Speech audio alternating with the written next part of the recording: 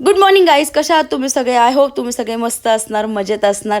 So मी सकाळी सकाळी कुठे चालले हा प्रश्न पडला असेल ना, तर मी चालले होते आमच्या दीपा मावशीच्या बोटीचा मुहूर्त होता, सो तिथे चालले होते. आणि पूजेला बसली होती जान्हवी वहिनी आणि जयेश दादा. ॲज युजल जान्हवी वहिनी इतकी सुंदर दिसते, प्रश्नच नाही. आणि मृणालताई पण आली होती आणि सगळ्या मावशा होत्या. आणि त्याच्यानंतर हे नवीन जोडपं पण होतं, त्यांचं लग्न जमलं आहे. सो त्याच्यानंतर प्रसाद वाटला आणि मी थोडंसं लेट आले बिकॉज आमच्या घरी थोडासा लाईटीचा इश्यू झाला होता. आणि ह्याला असं सगळं हळद वगैरे लावतात आणि हात कुंकवाचे असे छापे मारतात आणि मी थोडंसं लेट आले त्यामुळे मला ते जमलं नाही कॅप्चर करायला. आणि त्याच्यानंतर आम्ही नाश्ता केला होता आणि ॲज युजल सगळ्या मावशा होत्या तिथे हँडल करायला. आमच्या मावशा असल्या की आम्हाला काही टेन्शन नसतं, एकदम आम्ही रिलॅक्स असतो.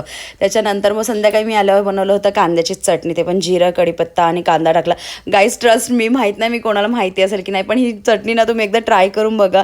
आमच्या इकडे बनवतात, इतकी टेस्टी लागते ना, खूप मस्त लागते. खरंच एकदा ट्राय करा आणि मला नक्की सांगा की तुम्ही ही ट्राय केली की नाही. त्याच्यानंतर त्याच्यात जे वाटण जातं ते मिरची आणि लसूण, स्पेशली लसूण जास्त टाका, त्याचं मस्त तिखट. आणि कोणाला स्पायसी आवडत असेल तर जास्त मिरच्या टाका, कोणाला स्पायसी आवडत नसेल तर कमी मिरच्या टाका.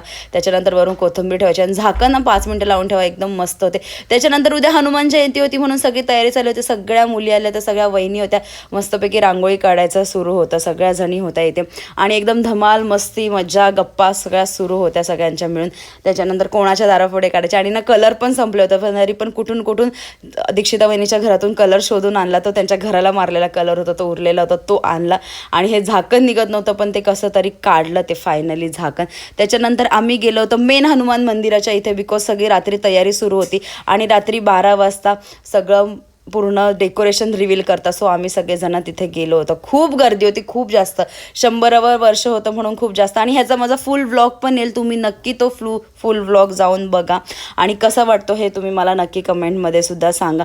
आणि फायनली सगळं डेकोरेशन वगैरे रिव्हील होणार होतं. 4 दिन 2 1 फायनली रिव्हील झालं. That's it. वाव, बघू शकता तुम्ही काय मस्त डेकोरेशन केलं आहे. असं डेकोरेशन खरंच मी अजूनपर्यंत बघितलं नाही आहे.